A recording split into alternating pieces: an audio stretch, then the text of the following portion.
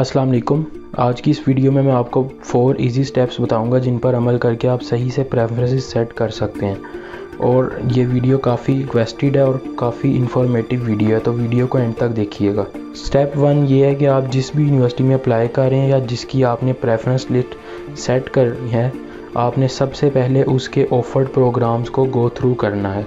यानी कि आपको पहले से पता होना चाहिए कि ये यूनिवर्सिटी कौन कौन से प्रोग्राम्स ऑफ़र कर रही है, और आपने उन फील्ड्स को हाईलाइट कर लेना जिस फील्ड में आपका इंटरेस्ट है। और इसके साथ ही आपने उन कैंपसेस को भी मेंशन कर लेना जिस कैंपस में ये फील्ड्स होती हैं। लाइक नस्ट और यूईटी की बात करें तो नस्ट और यूईटी के सब कैंपसेस भी हैं, तो उनमें भी कई ऐसी फील्ड्स हैं जो मेन कैंपस में होती हैं और सब कैंपस में भी होती हैं। तो जो फील्ड आप मेन कैंपस के लिए सिलेक्ट करेंगे, अगर वो सेम फील्ड सब कैंपस में ऑफ़र हो रही है तो आपने उसको भी हाईलाइट कर लेना है। ये मैं आगे जाके बताऊंगा कि ये क्यों करना है। स्टेप 2 ये सिर्फ उन यूनिवर्सिटीज़ के लिए है जिनके कैंपसेस हैं। जिस यूनिवर्सिटी का कैंपस होता है उसमें प्रेफरेंस फिल करने के 2 तरीके होते हैं। एक तो ये होता है कि आप फील्ड को प्रेफर करें और दूसरा ये होता है कि आप कैंपस को प्रेफर करें। मैं आपको एक मिसाल से समझाता हूँ कि इन दोनों का मतलब क्या है। एग्जाम्पल ये है कि एक स्टूडेंट है, वो ये कहता है कि मैंने अपनी डिज़ायर्ड फील्ड में जाना है। उसकी डिज़ायर्ड फील्ड है सिविल इंजीनियरिंग। तो वो कहता है कि मैंने अपनी डिज़ायर्ड फील्ड में जाना है चाहे मेरा जिस मर्ज़ी कैंपस में एडमिशन हो। लाइक अगर मैं यूईटी की बात करूं तो यूईटी का जो लाहौर कैंपस है वो सिविल इंजीनियरिंग कराता है। फैसलाबाद और नारोवाल, ये 3 कैंपसेस सिविल इंजीनियरिंग करवाते हैं। और वो स्टूडेंट ये कहता है कि मैंने सिर्फ सिविल ही करनी है, उसके अलावा कोई फील्ड नहीं करनी। तो वो फिर सिविल इंजीनियरिंग को प्रेफर देगा। वो स्टूडेंट जो है वो फील्ड को प्रेफर कर रहा है, वो कैंपस को प्रेफर नहीं कर रहा। उसके लिए ये चीज़ मायने नहीं रखती कि उसका किस कैंपस में एडमिशन हो रहा है, उसको सिर्फ अपनी डिज़ायर्ड फील्ड में जाना है। इसके बिल्कुल बरक्स एक दूसरा स्टूडेंट है जो ये कहता है कि मैंने मेन कैंपस में जाना है, सिर्फ यूईटी लाहौर में जाना है मेन कैंपस में, चाहे मेरा जिस मर्ज़ी फील्ड में एडमिशन हो जाए। तो इसको हम कहेंगे कि उसने कैंपस को प्रेफर किया और पहले स्टूडेंट ने फील्ड को प्रेफर किया। अब आपने इनमें से फ़ैसला करना है कि आपने इन दोनों में से किसको प्रेफर करना है फॉर यूईटी एंड नस्ट, क्योंकि यही आपको प्रेफरेंस लिस्ट सेट करने में मदद करेगा। जब आप ये फ़ैसला कर लें कि आपने कैंपस को प्रेफर करना है या फील्ड को प्रेफर, तो उसके बाद आप स्टेप 3 की तरफ आ जाएं।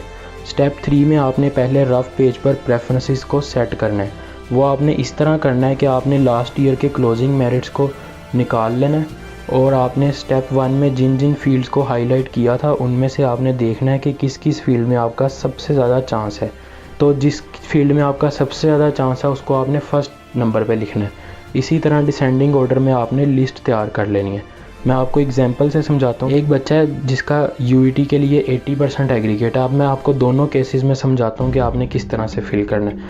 अब आपने फील्ड को अगर आप प्रेफरेंस दे रहे हैं तो आपने अगर बिलफर्ज मैकेनिकल आपने चूज़ करनी है और आप फील्ड को प्रेफर दे रहे हैं तो आपने सबसे पहले मैकेनिकल यूईटी लाहौर लिखना है। उसके बाद आपने मैकेनिकल यूईटी केएसके लिखना है। उसके बाद मैकेनिकल यूईटी आप फैसलाबाद लिख सकते हैं और नारोवाल और जो भी फर्दर कैंपसेस हैं उनको आप मेंशन कर सकते हैं। इसी तरह अगर आप कैंपस को प्रेफर करते हैं तो फिर आपने जो भी मेन कैंपस की टॉप की फील्ड्स हैं और जिन जिन में आपका एडमिशन बन रहा है उनको आपने प्रायोरिटी दे देनी है, और वो भी आपने डिसेंडिंग ऑर्डर में देनी है। एक बात आप सब लोग अपने माइंड में क्लियर कर लें कि यूईटी टेक्सला जो है ये यूईटी लाहौर का सब कैंपस नहीं है। यूईटी टेक्सला अलग से यूनिवर्सिटी है और इसमें अप्लाई करने का प्रोसीजर भी बिल्कुल डिफरेंट है और इसमें अलग से अप्लाई करना होता है। यूईटी लाहौर के सिर्फ 4 सब कैंपस हैं, फैसलाबाद, गुजरांवाला, नारोवाल और काला शकाकू। और यूईटी टेक्सला का एक सब कैंपस है चकवाल। तो यूईटी टेक्सला में आपने अलग से अप्लाई करना है, लेकिन जो यूईटी लाहौर के सब कैंपस हैं उनमें आपने एक ही प्रोस्पेक्टस की बेस पर अप्लाई कर देना है। तो कुछ स्पेशल गाइडलाइन है जो सिर्फ यूईटी की प्रेफरेंस लिस्ट फिल करने के लिए है। जिन बच्चों ने यूईटी में अप्लाई करना है वो इन एडवाइसेस को नोट डाउन कर लें।